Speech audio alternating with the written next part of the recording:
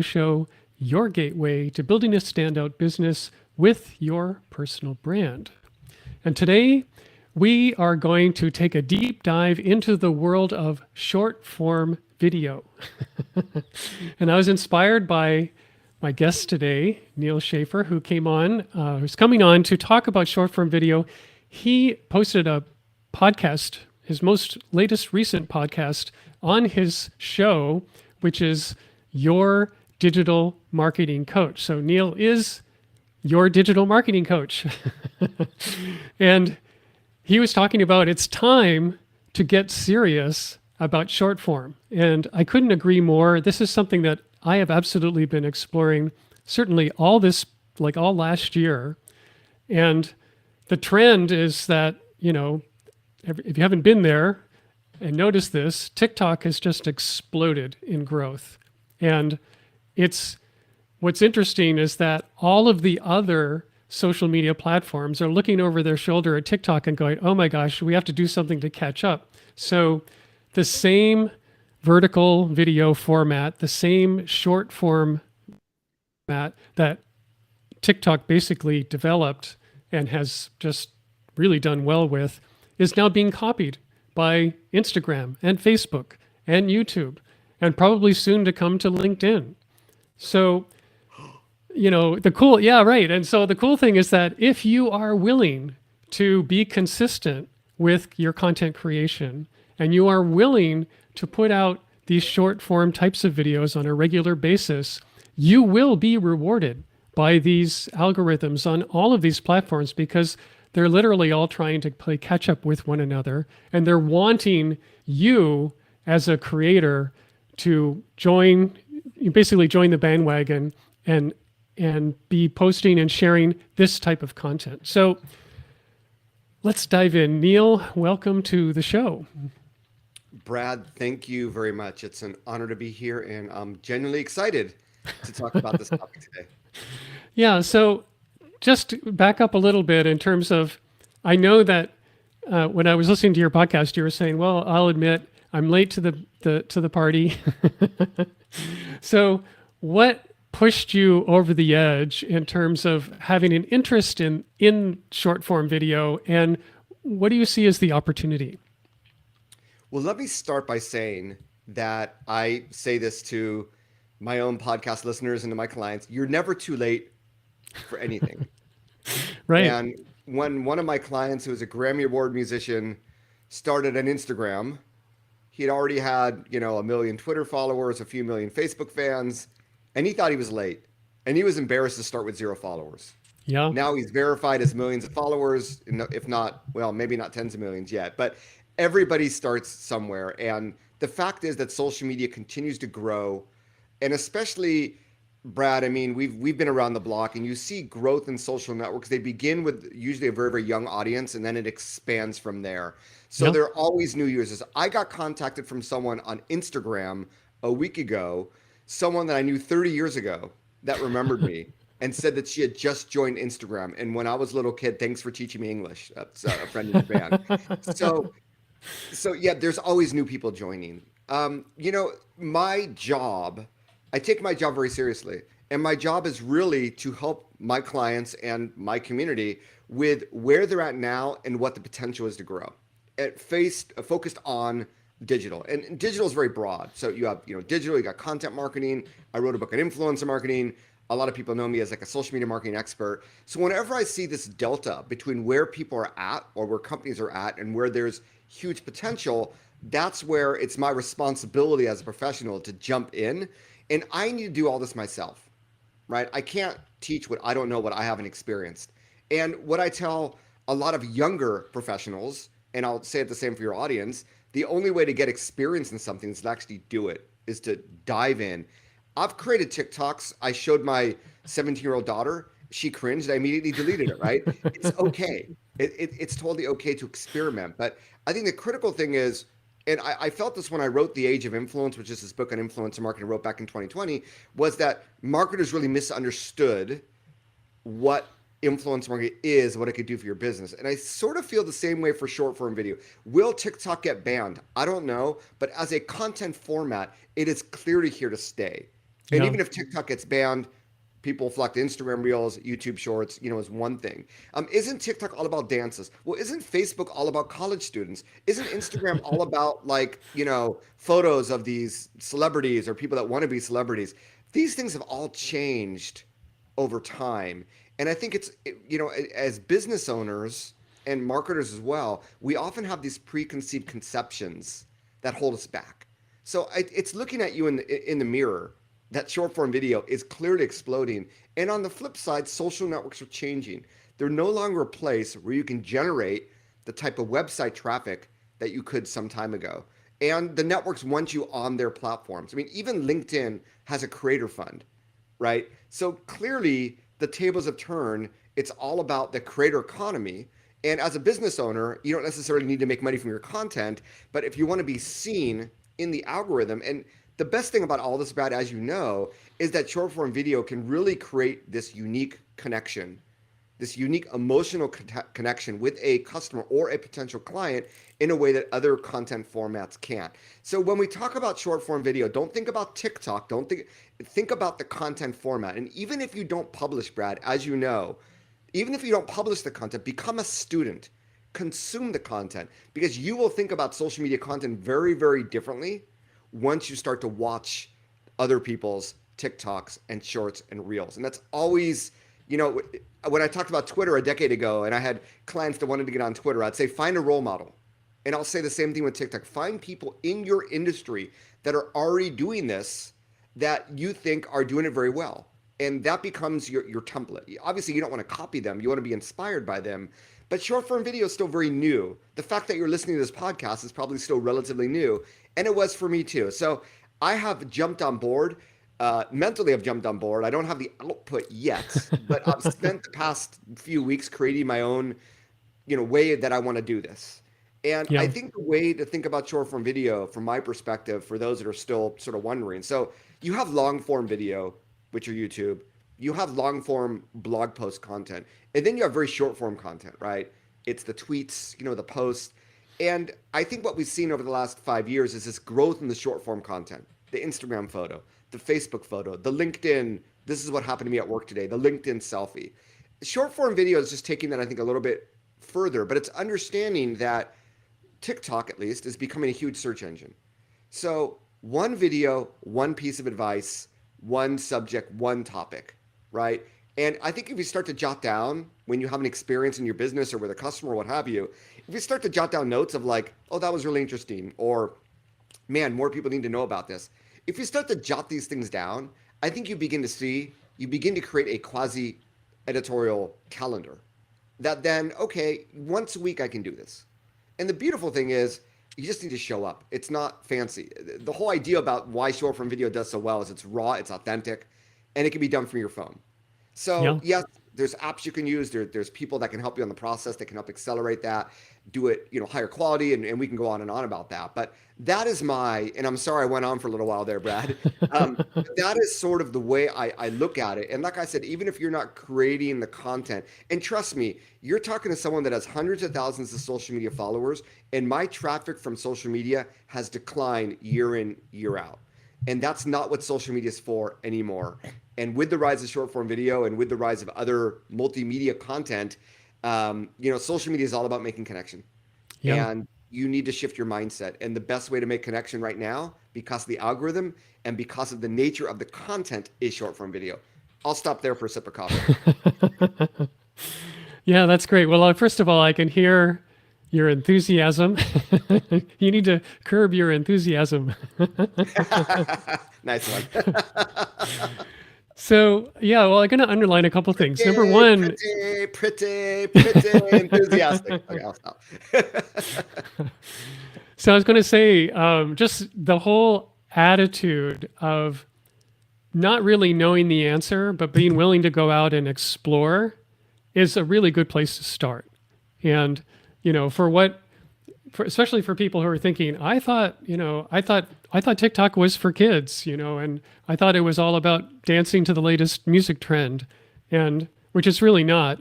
But being willing to, first of all, just go out and explore the platform and see what in the world is going on there, finding people who are like you and starting to follow them and pay attention to what they're doing, that will give a lot of creative ideas for what you could do. And and then of course just bring back like whatever you're learning, just get on the path and say, look, I'm learning how to do this and check it out. Here's my process. And people love that. And then the last thing that I'll underline is what you're saying at the end there is that it's not that hard to get started. You can't, like, you only need your phone. In fact, you should probably only use your phone when you start making these short form videos, because that's what people are expecting. The short form audience expects you to be, shooting a video when you're in your car, or shooting a video when you're at the grocery store, or shooting a video, at any impromptu time, in different locations that work for you. You can certainly batch content and do it all at once in one location. That works really well. But there is something to the spontaneity that I think also works really, really well. And especially if you're at some event where something's going on and you can share like something that's just going on right at that moment, that kind of thing is great storytelling. So the question I have for you though is, as you are starting to experiment with this, I know that you went out and looked at like some people who are on the platform and they're doing rather well. Who among those, like, would you say are your favorite people that you've been starting to pay attention to? And what are they doing? Like what makes them, so good? I think the first person, and I want to get his first name. So I can't find his first name. Is it Formosi? Oh, Alex Hormozi, yeah. It's Alex Hormozi. Hormozi, that's right. And I think that, just as Gary Vaynerchuk a few years ago was the person that everybody tried to replicate, on TikTok in our more like B2B or information-based videos, Alex Hormozi seems to be the trendsetter, without a doubt.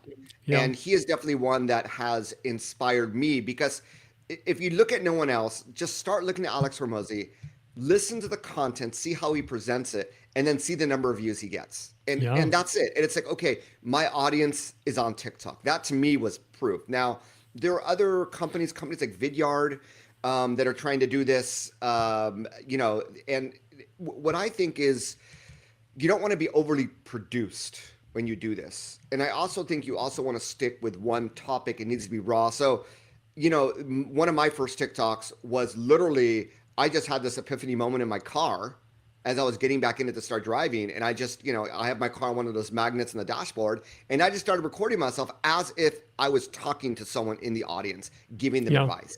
Yeah. And I think that, as you said, it's spontaneous in the moment. It's like, okay, I used to do this with podcast episodes. When I was in traffic, I'd hit the record button and I'm like, I'm stuck in traffic. Do you ever feel like you're stuck in your business, right? And that's sort of the creative juices that I think really get going. I think the other thing about Alex Hormozi and some others that are similar is you begin to see repurposed content. Very, very interesting, Brad. I don't know if you were at Vid Summit in Los Angeles a few months ago, but there was a really, really interesting keynote that talked about the successful YouTubers have a variety approach. It's not just every single episode is about a podcast. They'll have something like, hey, book review of the week, or they'll have, in my car, Q&A. And so I find that a lot of the creators on TikTok in the business world are also doing similar things. They're repurposing their long form YouTube video. They are repurposing their podcast interviews, but in a very, very good way, not just throwing it out there. Mm-hmm. So then you begin to see, we've been talking about repurposing, and I do believe it has to be with intent. It has to be strategic. It can't just be for the sake of repurposing. You see some really, really good examples of repurposing. And then you begin to think, wow, I don't know about you, Brad, but I have recorded podcast episodes that were repurposed from blog posts. I have written curriculum for a class I teach at UCLA, repurposed from blog posts. I have repurposed blog posts into a book. So as business owners, you're probably already creating content. We can now look at that library of content and say, okay, let me try to repurpose this into a TikTok video. Let me just get the main points and just talk about it, right? So, once again, Brad, all of this is something I would not have been able to talk about a year ago before my own experiment and consumption and really, finding my own path here because it is very new. There's no one set way. We talk about Alex Hormozy today, tomorrow, who knows? But yeah, that would be my advice. And I wouldn't get stuck on one person though. I would really look at a variety of people. Most of the people that I know that are really big on TikTok, it's not just one single influencer, it's a number of people. And the search engine gives everybody a chance. With YouTube, they say, put up video, the algorithm will find your customer, will find your viewer. TikTok is very much the same. It's not based on follower count. Follower count, I mean, it's nice to have. It's a nice vanity metric, Yep. but it's really about the video views and getting the content out there. And it's similar to SEO. You're not going to get, SEO traffic if you don't have content. Well, you're not going to get video views if you don't have content on TikTok either. Yeah, right, exactly. Well, it's interesting point about repurposing, especially from long form pieces of content.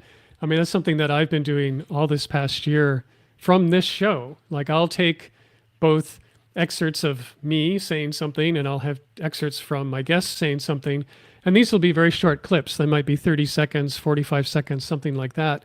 And I'll post them on the different platforms as a vertical video. So it'll show up on LinkedIn, it'll show up on YouTube, show up on my Instagram feed, and see that it's really unpredictable where it will perform better. And it's kind of dependent, like for the way I look at it is that it's if you're picking your guests in a certain way, if they happen to be big on Instagram, then a clip that you share on your Instagram feed is going to do well there. If I got a YouTube channel and that's where they're mainly focused and people will recognize them there, then same thing. Over on YouTube, that'll great. And the same works on LinkedIn. And, I just put up something yesterday from a guy named Ben Tolson, who's he's the video creator for the Podia platform, which is an online course and community platform. Mm-hmm. And super great guy, super creative, really nice, sort of laid back, easy-going, soft-spoken person. And I put up this, 35-second clip of him from the interview that we did together. And it was on all three platforms, LinkedIn, Instagram, and YouTube. But on YouTube, it performed probably 10 times what it did on the other two platforms. And that's because partly that's his main channel. That's where most of his content lives. And it's certainly where, he's doing the YouTube channel for Podia there. And so these are things that you can play around with and experiment with and just see where, in this case, you're taking advantage of other people's audiences and other people's following that help bring, eyeballs to your own content. And so it doesn't have to be just you. In fact, I think having this kind of interchange is a really good way for people to get started. You can create a system for producing multiple short form pieces of content that are just your own, but you can also, on a less regular basis, like once a week or once every 2 weeks, sit down with someone, have a long form discussion with them, and it can be designed to be made for short form clips and things like that. So like in your case, when you're looking at, growing your influence now, like you're going to start on TikTok, are you also going to be spreading this around to your other social media channels? Yeah, and that was something I wanted to talk about. So yeah, when you post on TikTok, there is no reason why you cannot post that same video. You might want to tweak it a little, save the TikTok video before it publishes so it doesn't have the TikTok watermark. I mean, all the ins and outs of that. But yeah, I mean, Instagram Reels, YouTube Shorts is an absolute no-brainer. We have to remember that TikTok is banned in India, for instance. And I believe, Brad, that YouTube Shorts today is where TikTok was about 2 years ago. We're seeing immense growth. So, my videos do way better on YouTube than on Instagram and TikTok. And one of my friends, she, posts with TikTok in mind, but her Instagram Reels do way better than her TikTok. So, you don't know, you may think your audience is on TikTok. They may be on another platform. Once again, let the algorithms find it based on your actual content. Yeah. So yeah, you should be everywhere. LinkedIn is an interesting place. If it's very information based, I say why not? LinkedIn is changing as well. It's getting younger. There's still an old guard on LinkedIn who, doesn't want you to post selfies and things like that. But those things actually work. They actually help you connect with people. Yeah. So yeah, like I said, that's why don't focus on the social network, i.e., TikTok. Focus on the format, and I think that's really the best way to approach it. Then you get away from the political. I don't want to support TikTok spying on me, or it's not about that, right? It's about leveraging social media for what it wants you to do. And right now, they clearly want you to create more of this type of content because it serves them and it's going to serve you. Yeah. So let's talk a little bit about strategies around. Okay, so we're putting these videos out. We've got a system where we're able to post consistently. Let's say anywhere from 3 to 5 times a week, and that's going fine. That's awesome. And a few people are starting to respond. In fact, starting to get a little engagement. People are commenting, and people are reaching out and following you, and that kind of thing. So, what is your approach to? Okay, now what? Like, how do we engage with this audience or get them to engage with us more and move them into a realm where we now are able to nurture them to becoming a client or buying our product or joining an online course or something to that effect? Yeah, so this is a exercise in number one, audience building, number two, community building, and then at the bottom of the funnel is client, right? Yeah. So I think first of all, obviously recognizing, don't look at comments as sort of, oh, something else I need to do today, but actually, respond fairly quickly. I would say, I create these formulas for my clients where it's like, okay, post content once a week, but every day engage with 20 people. And it's like writing a book. 10% is the actual writing of it, 90% is the promotion of it. I think with social media, 10% is the content creation, 90% engagement of generally going on to other profiles of, not just people that you respect, but your actual viewers, your actual followers, your actual people that comment, right? And find ways to actually bring them into your content. Give them shout outs. I mean, people love that, right? Especially if you get to, TikTok has a special Q&A feature where if someone in your community asks you a question, you can create a video responding to that. And I don't know about you, Brad, but I've seen some really viral ones just from a question from the audience. So there are ways of bringing that in. But I think at the end of the day, if you're not getting the website traffic from social media, you need to find other ways to convert. So, TikTok, when you get to 1,000 followers, you get the link, you can do live stream. That's all good. And until you get there, you don't have a link. You obviously need to talk about what you do, how you help people. And I wouldn't do it every video, but if you're publishing a few videos a week, make one of them.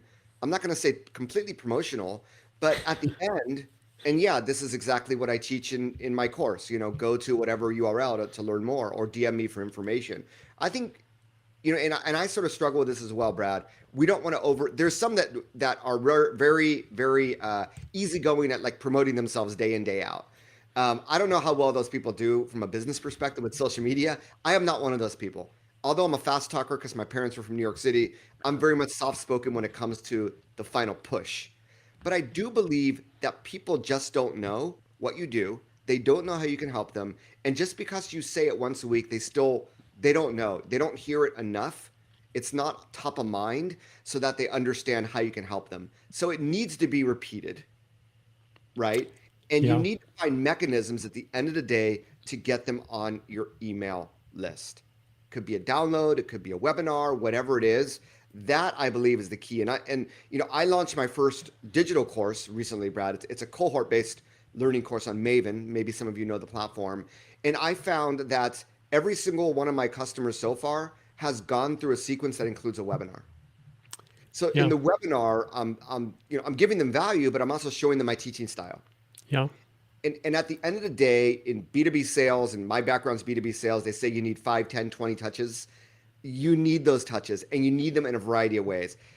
Short form video is going to be at the very, very top of the funnel, the first way that they find you. You have to find ways to bring them further down. And I think if you talk a lot about your course, right, naturally, not in a promotional way, but you're giving value, and you're saying, hey, if you want to learn more about this, check this out. That is a very natural way to begin to get people in. But I'd say this is where your TikToks when you repurpose them, then it has more value in generating that website traffic as well from a YouTube, from an Instagram story where you can put a link. So another way of looking at it, use TikTok for what it's for, but also use the other networks for what they're for.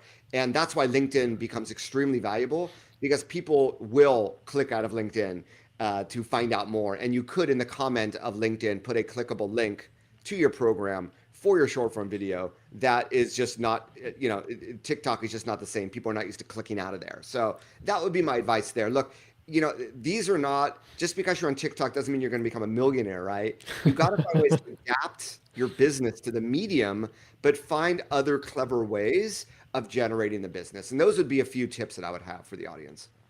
Yeah, I completely agree with that. I think, I look at short form, I mean, it's a wonderful opportunity, but it's really, what it's doing for you is becoming a familiar face to a certain group of people. And when people find you and they resonate with your message, they'll look for you in other places. And this is where combining short form with longer form, whether it's your YouTube channel or whether it's a podcast that you host or whether it's what you're talking about in terms of doing a series of webinars, I really like the idea of combining short form video with live video events and live video presentations, whether they're a masterclass or whatever kind of thing that you would like to do. Those two work together really well because you've got a bunch of people who have become familiar. They know something about you because they've been watching your little videos, but then they can come and really dive in on something and really get to know like what's it feel like to work with you, with somebody like you. So we are now near the end of our time together today. It goes by super fast. So we've touched on a number of things. If there is one other point that we haven't hit that you think is important for people to know, what would you like to share? I think the point that I would just like to drive home is that TikTok seeds creativity. And that to me, TikTok is where the trends are happening.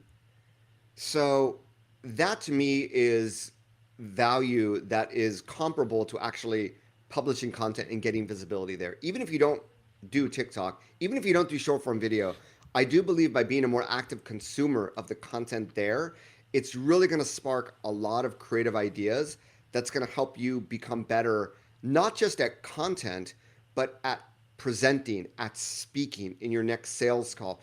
It is not a new, but a revised way of communicating that is genuinely exciting. And that would be my final advice. I know it's very, very hard. It's seemingly easy to create short form video, but it's very, very hard to get over that hurdle. Believe me, it's taken me a while. I started with blog. I have podcast. I blog, 4 times a week, podcast weekly. The video has always been the hardest part to do consistently. So I'm there with you. But I do believe that the more you tap into that creativity that's on the platform, the easier it's going to be for you to get started, but also it's going to help impact your business and your life in other ways.